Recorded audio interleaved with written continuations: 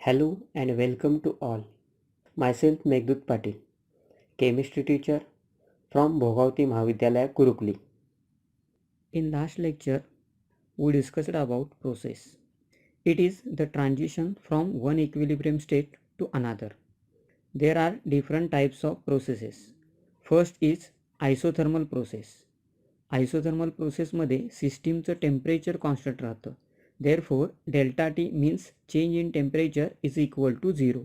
Second is adiabatic process.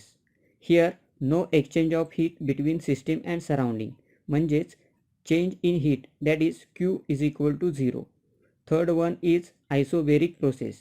या प्रोसेसमध्ये सिस्टीमचं प्रेशर कॉन्स्टंट राहतं. Therefore delta P is equal to 0. Fourth is isochoric process.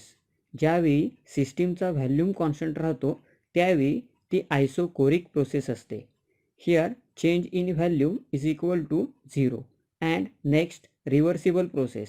Reversible प्रोसेसमध्ये driving force आणि opposing फोर्समधील डिफरन्स हा इनफायनायटेझिमल म्हणजेच अतिशय कमी असतो. त्यामुळे ही प्रोसेस नंबर ऑफ स्टेप्समध्ये घडते.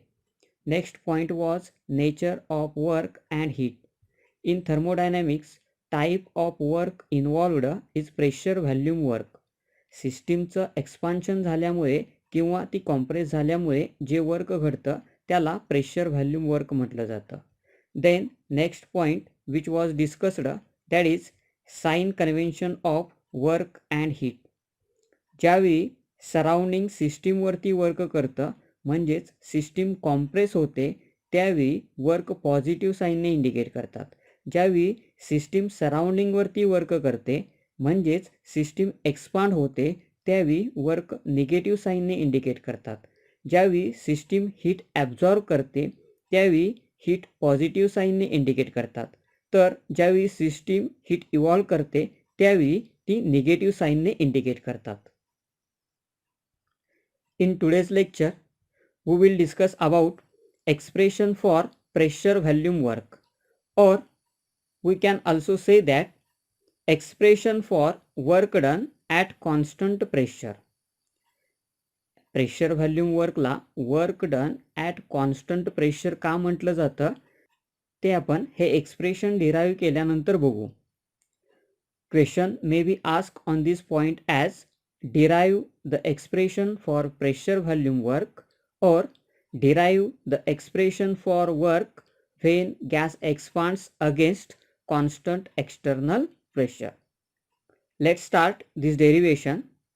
Consider a certain amount of a gas having pressure P, volume V1 and temperature T is enclosed in a cylinder. The cylinder is fitted with frictionless rigid movable piston. Frictionless म्हणजे घर्षण विरहित. Area of piston is A. Suppose the gas expands and it pushes the piston in upward direction through a distance d against an external opposing force F. Gas expand झाल्यामुळे म्हणजेच गॅसचा volume वाढल्यामुळे तो gas पिस्टनला external फोर्सच्या विरोधात वरच्या दिशेने ढकलेल. त्यामुळे पिस्टन डी एवढ्या अंतरावरती जाऊन थांबेल. अकॉर्डिंग टू मेकॅनिक्स या प्रोसेसमध्ये झालेलं वर्क असेल W is equal to opposing force into distance, म्हणजेच W is equal to F into D. This is equation number 1. During expansion force exerted by the gas is the product of pressure of the gas with which the gas pushes the piston in upward and area of the piston. गॅसचं pressure जे पिस्टनला वरच्या दिशेने ढकलतं आणि त्या पिस्टनचा area यांचा product म्हणजेच त्या गॅसने एक्झर्ट केलेला force.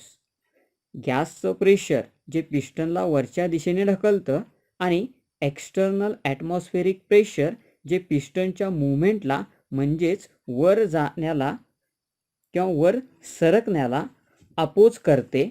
Both are equal but having opposite signs. So above equation also written as F is equal to minus P external into A. फोर्सची व्हॅल्यू इक्वेशन नंबर 1 मध्ये पुट करू. Therefore W is equal to minus P external into A into D. Now we know that volume of the cylinder is area of the cylinder into height of the cylinder. Okay. In our example, piston moves through a distance D. या डिस्टन्सला आपण सिलेंडरची height म्हणू आणि या हाईटसाठी सिलेंडरचा volume calculate करू. So volume of the cylinder for height D is equal to area into distance. ज्यावेळी गॅसचं एक्सपान्शन झालं त्यावेळी गॅसचा इनिशियल व्हॅल्यूम V1 हा इन्क्रीज होऊन फायनली V2 एवढा झाला.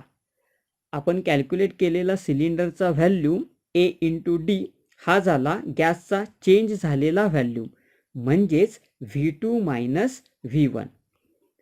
Thus we can write V2 minus V1 is equal to A into D or delta V is equal to A into D. Now put delta V instead of A into D in above equation. Hence equation becomes W is equal to minus P external into delta V or W is equal to minus P external into V2 minus V1. This is our final equation for pressure, volume, work.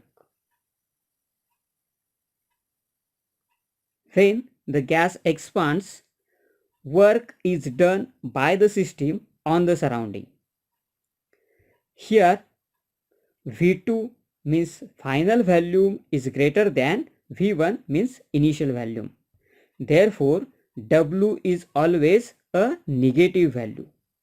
On the other hand, when the gas is compressed, work is done on the system by the surrounding. Here, initial volume is greater than final volume.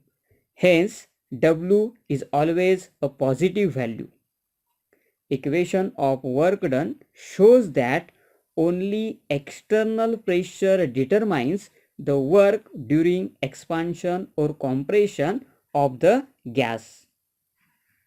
आणि हे external pressure प्रोसेसमध्ये constant राहतं.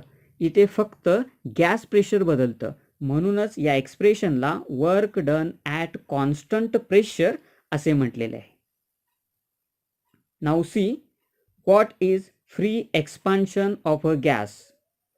Opposing force 0 असताना झालेलं गॅसचं expansion म्हणजेच free expansion of a gas.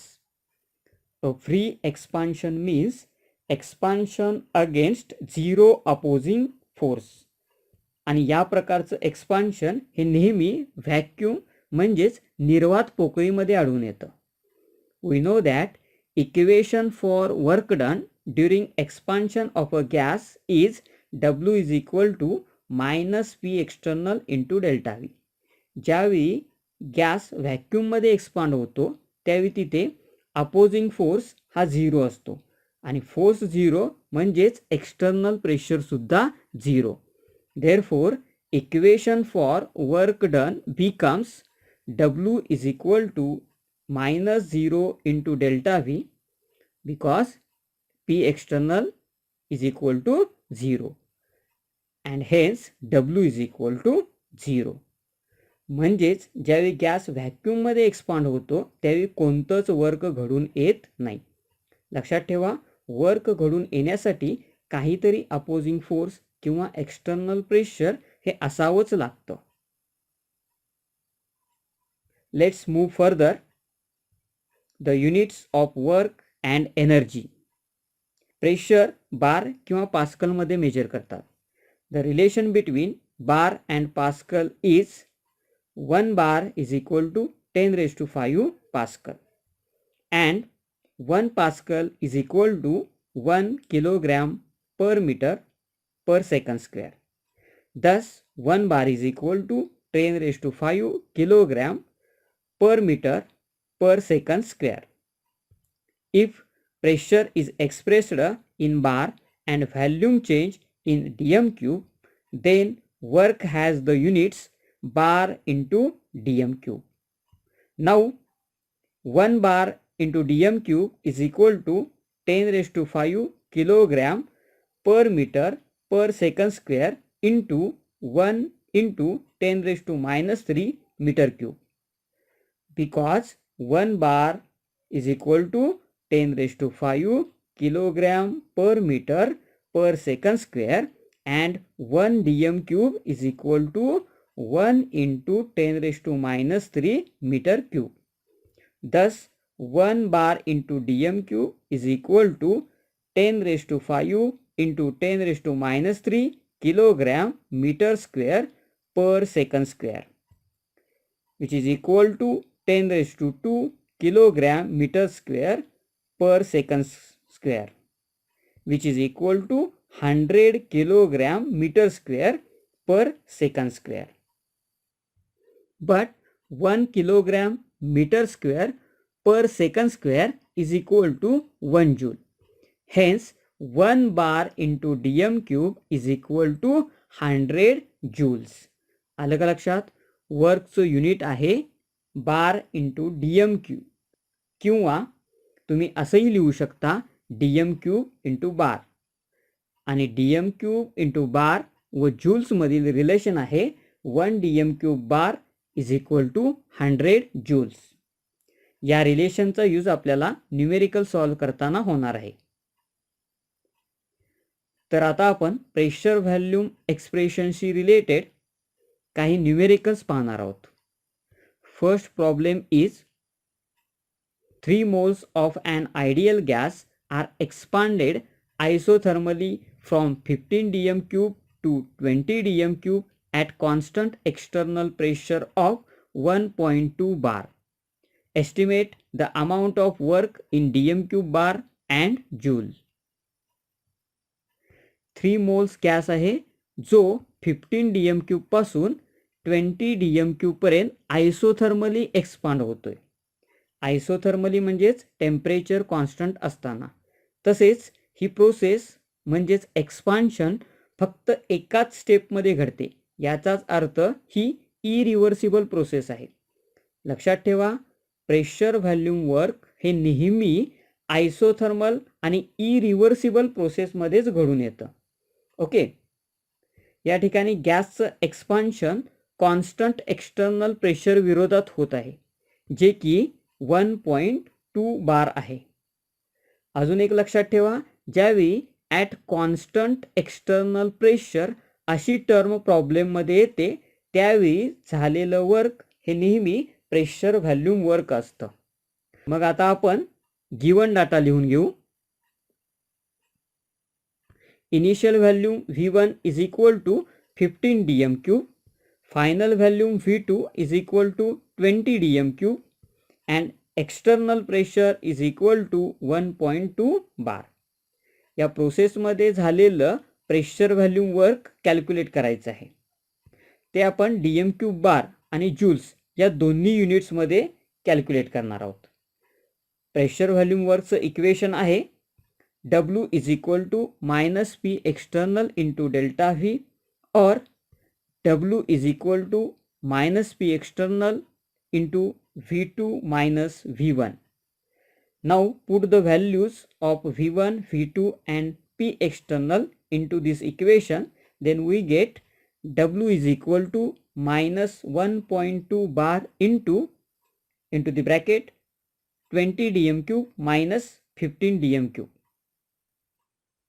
Then W is equal to minus 1.2 bar into 5 dm cube, which is equal to minus 6 dm cube bar. Volume dm cube मध्ये घेतला आहे तर प्रेशर बार मध्ये घेतला आहे. Therefore work has the unit dm cube bar. Now convert dm cube bar into joules. We have seen one relation, that is 1 dm cube bar is equal to 100 joules. म्हणजेच आपल्याला dm cube बारमधील वर्कच्या व्हॅल्यूला 100 ने multiply करावं लागेल. Hence W is equal to minus 6 into 100 joules, which is equal to minus 600 joules. Now see problem number 2.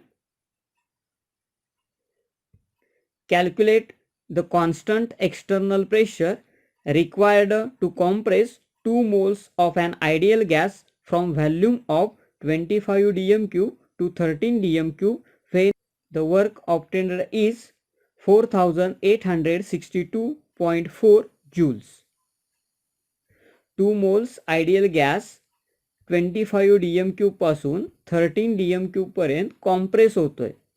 त्यावेळी घडून आलेलं work आहे 4862.4 joules. तर आपल्याला कॉन्स्टंट एक्सटर्नल प्रेशर कॅल्क्युलेट करायचे आहे. इथे पण लक्षात ठेवा की कॉन्स्टंट एक्सटर्नल प्रेशर ही टर्म आले म्हणजेच वर्क हे प्रेशर व्हॉल्यूम वर्क आहे. गिवन डाटा असेल V1 is equal to 25 dm³, V2 is equal to 13 dm³ and W is equal to 4862.4 joules. लक्षात घ्या वर्क हे जूल्समध्ये दिलेलं आहे तर व्हॉल्यूम dm³ मध्ये, त्यामुळे जूल्समधील वर्कचं कन्व्हर्जन dm³ बारमध्ये करावं लागेल. आपण बघितलेलं आहे की dm³ बारचं कन्व्हर्जन जूल्समध्ये करताना 100 मल्टिप्लाय करतो, तर जूलचं कन्व्हर्जन dm³ बारमध्ये करताना 100 डिवाइड करावं लागेल. Therefore W is equal to 4862.4 divided by 100 is equal to 48.62 dm³ bar.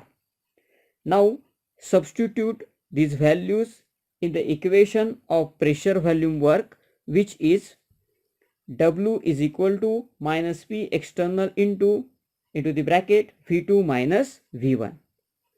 After substitution, equation becomes 48.62 dm³ bar is equal to minus P external into the bracket 13 dm³ minus 25 dm³, which is equal to minus P external into minus 12 dm³. Right hand साइडला minus into minus plus होईल. Therefore 48.62 dm³ bar is equal to P external into 12 dm³. That is P external is equal to 48.62 dm³ bar divided by 12 dm³. Hence P external is equal to 4.052 bar. To compress 2 moles of an ideal gas from 25 dm³ to 13 dm³, the required external pressure is 4.052 bar. Now third problem. 200 ml ethylene gas and 150 ml of HCl gas were allowed to react at 1 bar pressure according to the reaction C2H4 gas plus HCl gas gives C2H5Cl gas. Calculate the pressure volume work in joules. हा problem थोडासा confuse करणार आहे पण तेवढाच सोपा आहे. हा problem सोडवण्यासाठी आपल्याला ॲव्होगॅड्रोज लॉ माहीत पाहिजे, जो आपण 11th स्टँडर्डमध्ये बघितलेला आहे. आपल्याला या प्रोसेसमध्ये झालेलं प्रेशर व्हॉल्यूम वर्क कॅल्क्युलेट करायचं आहे. एक्सटर्नल प्रेशर दिलेलं आहे विच इज इक्वल टू 1 बार, पण इनिशियल व्हॅल्यूम आणि फायनल व्हॅल्यूम त्यांनी दिलेला नाही, तो आपल्याला कॅल्क्युलेट करावा लागेल. त्यासाठी ही रिॲक्शन काय आहे ते पाहू. 200 ml इथिलीन गॅस आणि 150 ml HCl गॅस रिॲक्टंट म्हणून घेतलेले आहेत. या रिॲक्शनचं इक्वेशन आहे C2H4 gas plus HCl gas gives C2H5Cl gas. म्हणजेच 1 मोल इथिलीन गॅस हा 1 मोल HCl गॅस बरोबर रिॲक्ट होऊन 1 मोल इथिलीन क्लोराईड गॅस तयार होतो. आता आपल्याला ॲव्होगॅड्रो लॉ माहीत पाहिजे, जो आपण 11th स्टँडर्डमध्ये बघितला आहे. काय सांगतो ॲव्होगॅड्रो लॉ? गॅसियस सबस्टन्सचे नंबर ऑफ मोल्स सेम असतील तर त्यांचा व्हॅल्यूम सुद्धा सेम असतो. त्यामुळे येथे सुद्धा इथिलीन गॅस, HCl गॅस आणि इथिलीन क्लोराईड गॅस या तिन्ही गॅसचा व्हॅल्यू सेमच असला पाहिजे. HCl गॅसचा व्हॉल्यूम आहे 150 ml. त्यामुळे जरी रिॲक्शनसाठी 200 ml इथिलीन गॅस घेतला तरीही त्यातला फक्त 150 ml गॅसच रिॲक्शनमध्ये भाग घेईल आणि तेवढाच इथिलीन क्लोराईड गॅस तयार होईल, म्हणजेच 150 ml. रिॲक्शनचा इनिशियल व्हॅल्यूम म्हणजेच रिॲक्टंटचा टोटल व्हॅल्यूम जो आहे 150 ml plus 150 ml is equal to 300 ml denoted by V1 आणि रिॲक्शनचा फायनल व्हॅल्यूम म्हणजेच प्रोडक्टचा टोटल व्हॅल्यूम जो आहे 150 ml denoted bye V2.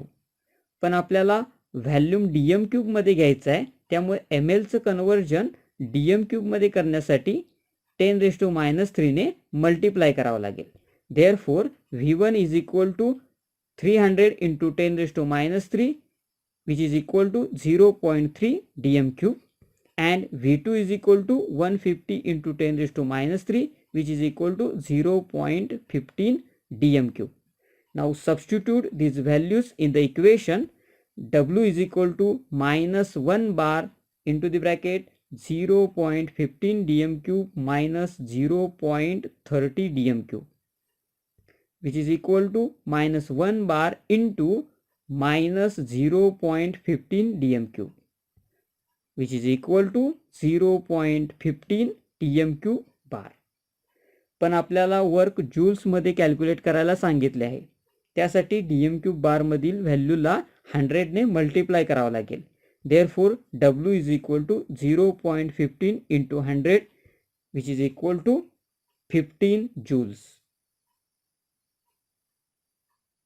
Let's take some problems for homework.